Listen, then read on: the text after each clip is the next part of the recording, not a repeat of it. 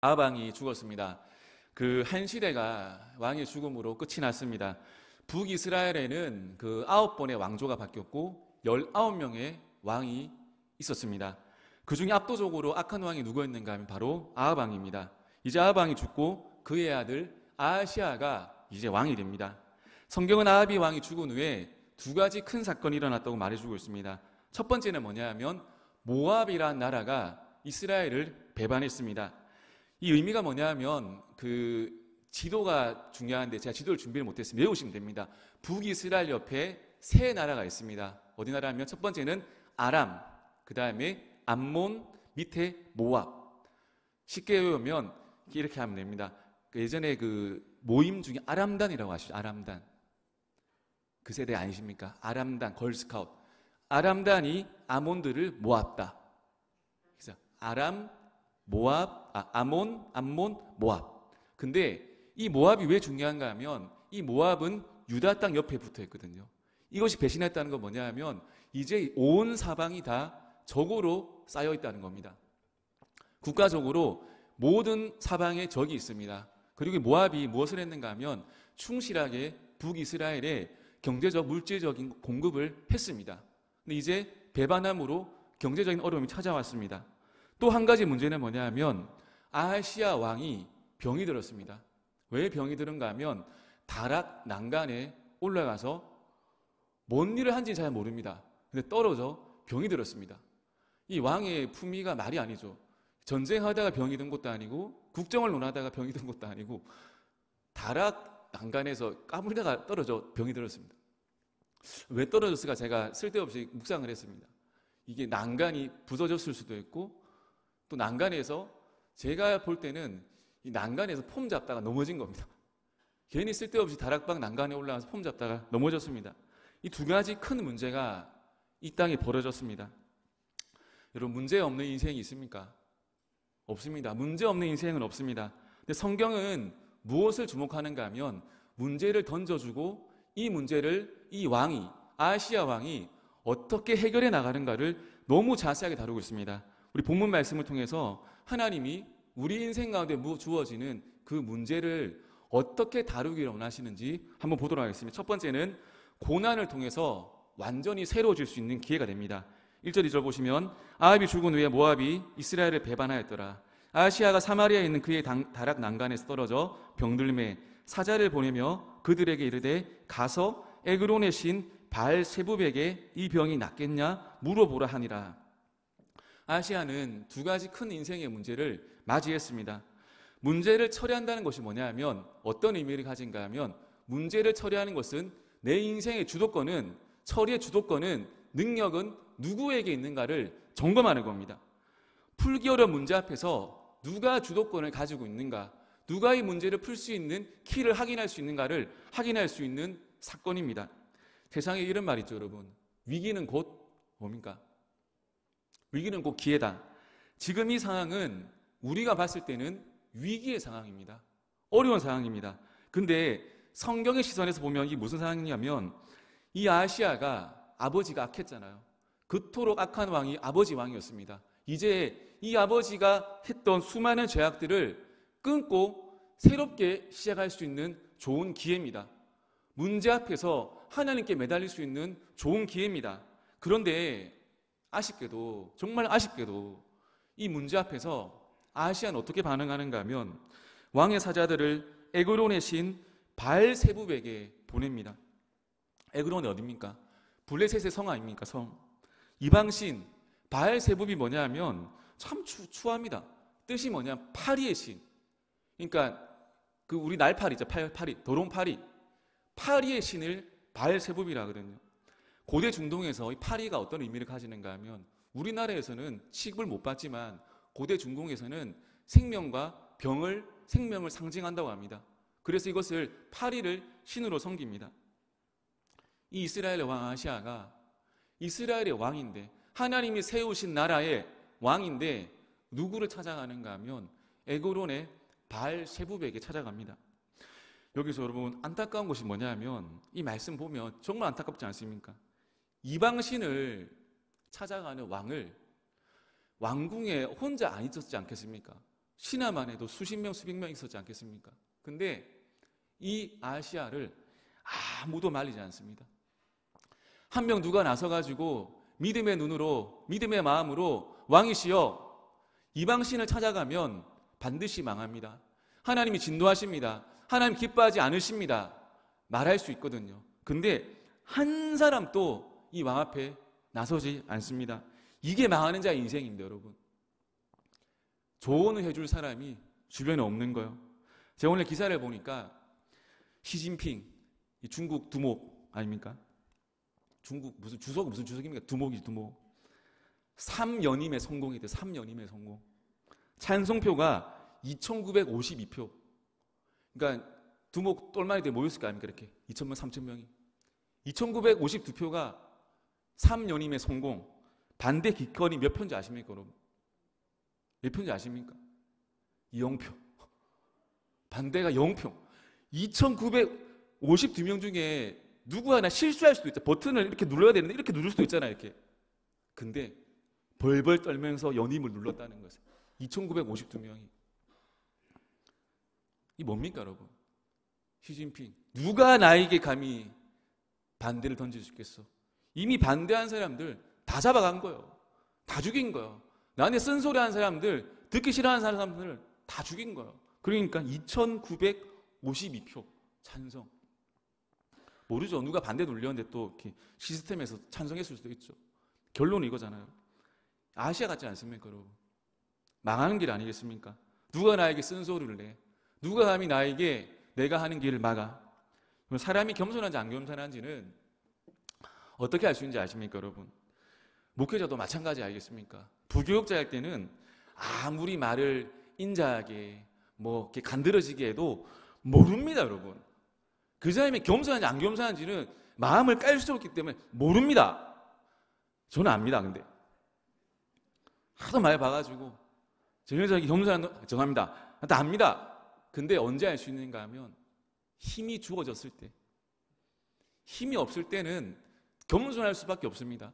근데 힘이 주어지면 그 사람이 겸손한 사람인지 진정 하나님 앞에 겸손하게 살아가는지 아닌지 다 알 수 있습니다. 여러분, 힘을 어떻게 쓰는가가 중요합니다. 하나님이 우리에게 힘을 주셨다면 그 힘을 가지고 내 뜻을 이루면 안 됩니다. 하나님이 이 힘을 어떻게 쓰기를 기뻐하실까? 그걸 고민해야 됩니다. 하나님 나에게 주신 힘, 물질, 건강 어떻게 나의 영광 위에 쓸까가 아니라 하나님께 어떻게 돌려드릴까? 어떻게 갑절로 골려드릴까? 여러분, 유다의 초대왕 다윗이 왜 다윗 될 수 있습니까? 하나님이 다윗에게 베풀어 주신 최고 중의 은혜 중 은혜는 뭐냐면 다윗이 조금 높아지려고 조금 까불 때 낮추시고 조금 스멀스멀 올라올 때 또 낮추시고 또 스멀스멀 올라올 때 더 깊이 낮추시던 거 10년 넘게 그 광야 지냈던 것이 여러분 다윗에게는 최고의 은혜입니다. 은혜. 여러분, 사랑하는 자에게 왜 고난이 옵니까? 왜 시험이 옵니까? 하나님 날 사랑하신다면서요. 날 사랑하신다는데 제 인생 가운데 왜 고난이 옵니까? 사랑하기 때문에. 낮추시기 위해서. 나중에 힘이 주어졌을 때 제대로 쓰임받기 위해서. 사울처럼 쓰임받는 게 아니라 사울처럼 살아가는 게 아니라 다윗처럼 살아가기 위해서 지금 낮추시는 거예요. 제가 신학교 갔을 때 입학했을 때 저 입학하고 2달 동안 매 시간 울면서 수업을 들었어요. 그래서 지금 눈물이 없어요. 지금 그때 다 울어가지고 그때 너무 많이 울었어요. 1교시 시작하면 울었어요.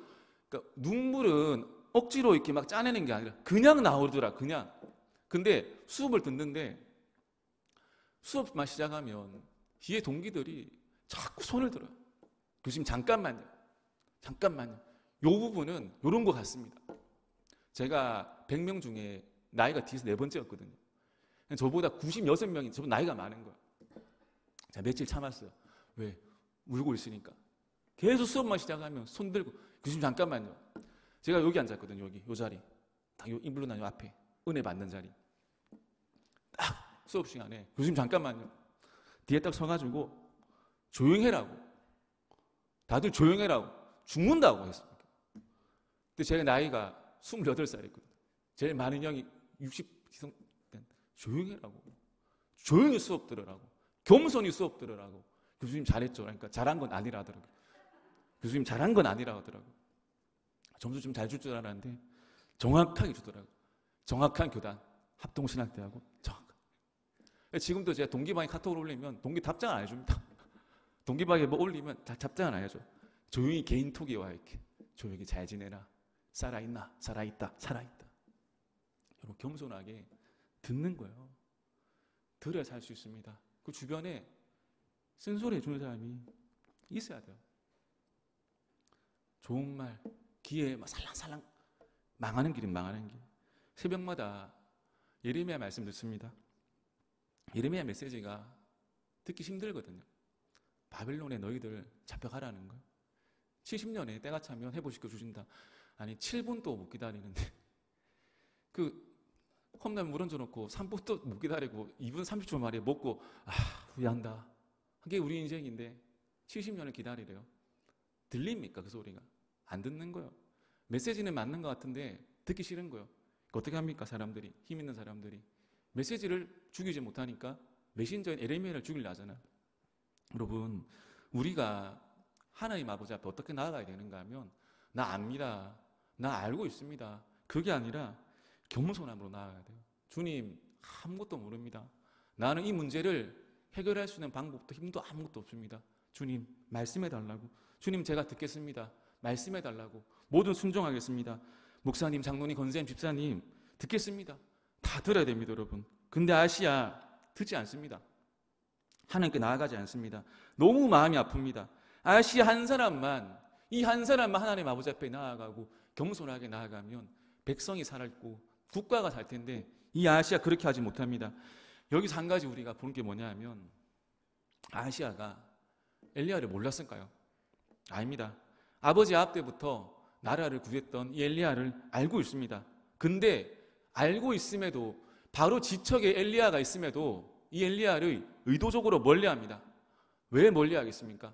왜 엘리야를 멀리하고 에그론의 실 바알 세부에 찾아가겠습니까? 왜? 엘리야가 힘든 거예요. 엘리야가 하는 말이 쉽지 않는 거예요. 엘리야, 엘리사 했잖아요.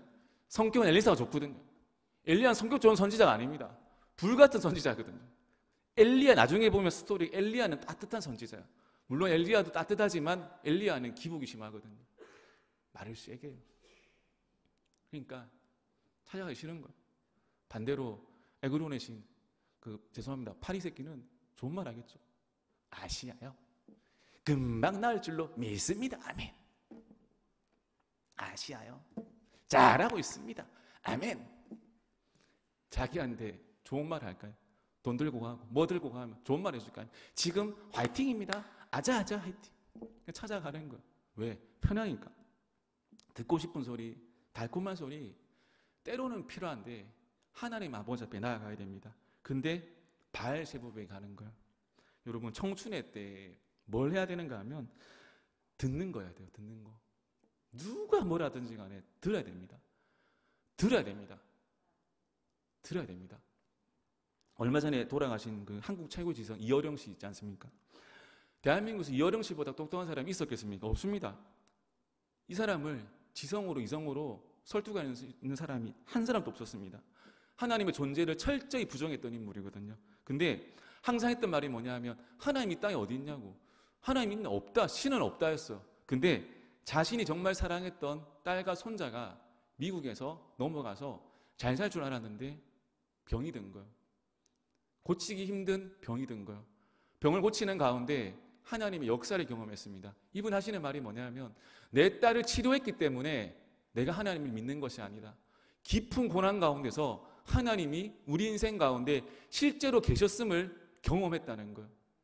단순히 병 고쳐주고 나의 기쁨 주는 하나님이 아니라 진실로 나를 사랑하고 아끼고 나와 함께 있어 주셨던 그 하나님 이어령 씨가 경험했다는 겁니다. 이분의 고백이 뭐냐 하면 불행은 불행이 아니라는 거예요. 불행은 하나님을 만나는 시간이라는 거예요. 불행은 고난은 하나님을 경험하는 통로란 겁니다. 우리 인생 여러분 문제 없습니까? 다 있거든요.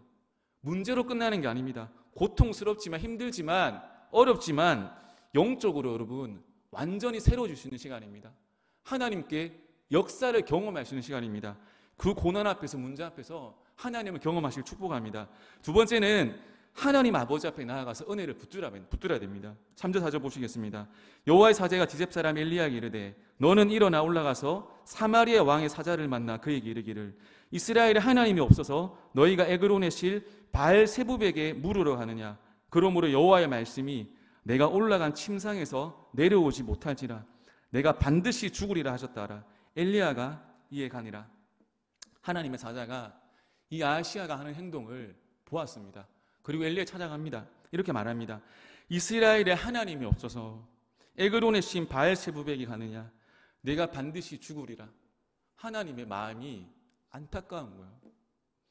진짜 고칠 수 있는 능력은 참된 아버지가 여기 있는데 이 아하시야는 엉뚱한 거 바라보는 거예요. 이 아합이 안 가르치신 거예요. 아들을 교육을 안 한 거예요. 아들을 문제가 있을 때는 주님께 가야 된다, 하나님께 엎드려야 된다, 성전에 나아가야 된다고 가르쳐야 되는데 자식을 못 가르친 거예요. 자기 인생도 망치고 자녀 인생도 지금 망치는 겁니다. 왕으로 세웠는데. 근데 이 아시아의 진짜 마음이 뭔지 아십니까, 여러분? 내가 왕이라는 거예요. 이스라엘에서 주권자는 나라는 거예요. 내가 왕인데 내가 어찌 선지자 앞에 엎드릴 수 있겠냐는 겁니다. 마음이. 나는 적어도 나와 동급이라고 생각하는 신에게 가겠다. 내 눈에 만만해 보이는 나와 동급되는 신에게 가겠다는 겁니다. 여러분, 성경반을 시작하지 않습니까?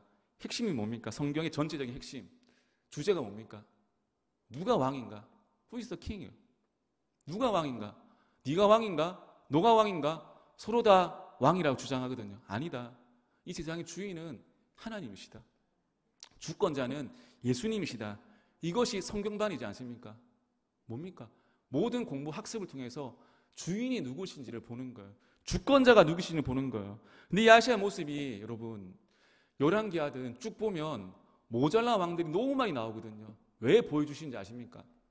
그래, 이 왕들은 악했어. 이것이 아니라 이게 여러분 죄송합니다. 저와 우리 모두의 모습이에요. 아닌 것 같죠?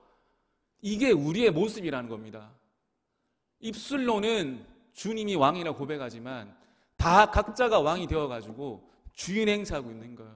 왜 염려 고민하고 왜 두려워합니까? 내가 주인이기 때문에, 내가 결정한다고 생각하기 때문에, 내가 판단한다고 생각하기 때문에. 여러분, 판단자, 주권자, 결정자는 누구신가 하면 하나님이십니다. 여러분, 그런 생각 들지 않습니까? 세상 가운데, 사회 가운데 적어도 어느 정도 자리 차지하면 내가 이 정도인데, 내가 목사인데, 내가 사장인데, 내가 대표인데, 내가 의사인데, 판사인데, 검사인데, 내가 힘이 있는 사람인데, 내가 조금 잘 나가는데, 내가 낸데 so what입니까? 그래서 뭐요? 하나님 아버지 앞에 나아가는데 계급장 여러분 뭐가 필요 있습니까? 불쌍히 여겨주십시오. 주님, 저는 아무것도 아닙니다. 불쌍히 여겨주옵소서. 제가 어릴 때 충격적인 장면이 지금도 기억납니다. 교회에 정말 완벽하다 생각했던 누나가 있었습니다. 얼굴도 이뻤어요. 얼굴도 이쁘고 공부도 잘했습니다. 그러니까 100만 분의 1의 확률이 2번이나 겹친 거예요. 100만 분의 1의 확률에 100만 분의 1의 확률. 잘 없는 사람이죠. 근데 제 중학교 3학년 때거든요. 교회를 중학생 때쯤 되면 조금 늦게 가는 게 멋이었거든요. 너무 일찍 안 가요. 11시에 뵈면 한 11시 한 15분쯤 가야지 내가 뭐 좀 되는 것 같고. 저는 그랬어요, 그때.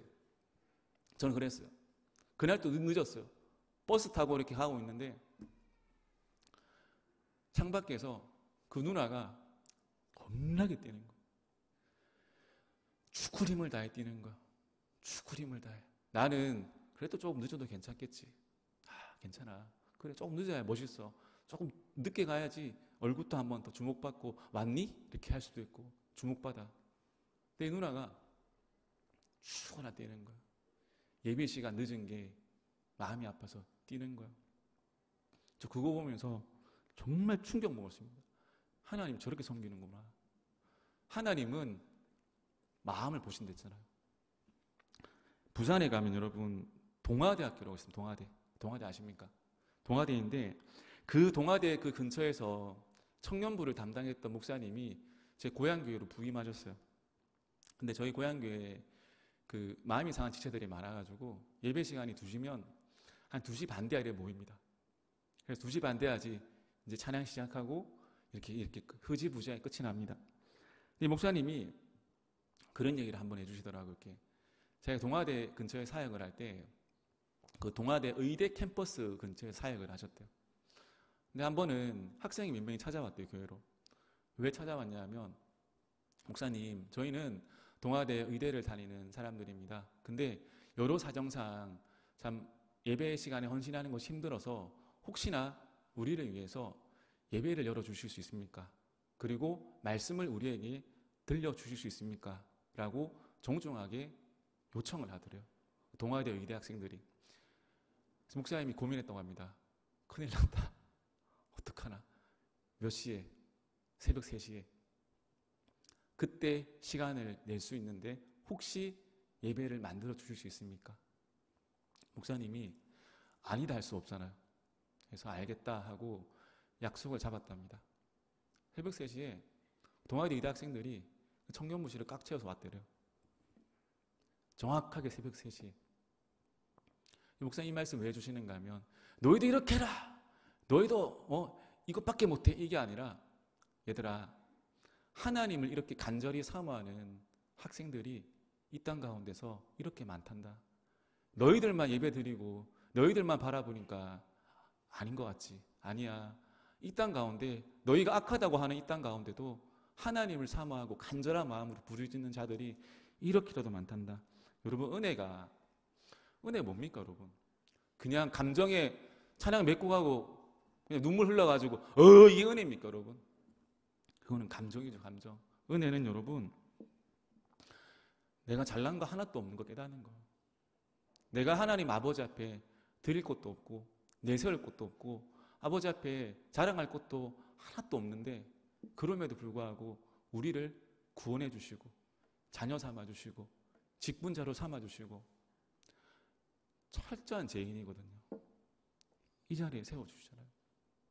불평불만이 나오가다가도 은혜를 생각하면 여러분 정말 그 감사함에 몸을 둘 바가 없습니다. 하나님 아버지 앞에 나아갈 때 여러분 내가 왕인데 뭔 상관입니까, 여러분? 내가 국회의원인데 제가 왕입니다. 제가 사장입니다. 그게 뭐가 중요합니까? 주님, 제가 죽을 죄인입니다. 저에게 주어지는 이 문제 앞에서 아무것도 할 수 없는 연약한 가장입니다. 연약한 아빠입니다. 자녀가 힘들고 어렵고 하는데 제가 할 수 있는 것이 아무것도 없습니다. 주님, 나를 불쌍히 여겨주시옵소서. 저 못났고 아무것도 저 할 수 드릴 것 없지만 주님, 나를 불쌍히 여겨주옵소서. 여러분, 우리 문제 앞에서 다 힘이 있을 것 같죠? 막상 문제가 닥쳐오면 아무 힘이 없습니다. 우리가 의지할 것은 누구냐면 하나님 아버지거든요. 우리가 그 대도 안 한 계급장, 세상에서 뭐 하나 얻은 거, 뭐 하나 가진 거, 이거 붙들고 하나님 그거 바라지 않습니다. 어떻게 서길 원하시는가 하면 주님, 불쌍히 여겨달라고, 나를 고쳐달라고, 살려달라고 엎드리길 원하십니다. 제가 습관이 하나 있거든요. 제 습관이 뭐냐면 상대방 눈 보는 걸 되게 좋아해요. 눈을 보는 걸 좋아합니다. 근데 왜 좋아하는가 하면 상대방의 어떤 뭔가의 간절한 눈빛, 그 다음에 그런 어떤 겸손한 눈빛을 볼 때 제 마음에 뭔가 이렇게 하나님의 그 마음이 이렇게 불같이 일어날 때가 있어요. 그래서 사람을 만나서 눈을 보는 걸 너무너무 좋아해요. 근데 요즘에는 사람들 눈을 잘 안 봐요. 많이 안 봐요. 피하는 게 아니고 안 보려고 해요. 왜 안 보려냐면 너무 많은 사람들이 눈에 이렇게 뭐가 차 있어요. 겸손함보다 뭔가 힘듦이 차 있어요. 그래서 바라보기 마음이 아픈 거예요. 사랑하는 성도님들, 하나님 아버지 앞에 나아갈 때는 겸손히 나아가는 거예요. 바짝 엎드리는 거예요. 주님, 나 아무것도 할 수 없습니다. 나 불쌍히 여겨 주옵소서. 제가 어릴 때부터 믿어왔던 믿음이 있거든요. 우리 인생에 일어나는 모든 문제는 해결할 수 있다. 아멘. 그리고 이 문제에 일어나는 모든 이유는 알 수 없지만 그 문제 가운데 나를 살리시는, 가정을 살리시는 놀라운 하나님의 뜻이 있다. 그리고 그 문제를 반드시 하나님이 해결해 주신다. 나에게 필요한 것은, 내가 해야 될 것은 하나님을 믿고 기다리고 순종하는 것, 작은 것을 드리는 것. 사랑하는 성도님들, 오늘 이 시간 우리 모든 굳은 마음이 있다면 깨어지길 축복합니다. 뭔가를 하나님을 판단하고 평가했던 마음들이 있다면 우리 마음을 하나님 아버지 앞에 회개로 나아가길 축복합니다. 주님, 나는 모릅니다. 알 수 없습니다. 나를 불쌍히 여겨주옵소서. 이런 마음을 가지고 하나님 아버지 앞에 다시 한번 우리 인생을 드리는 귀한 성도님 되시길 축복합니다.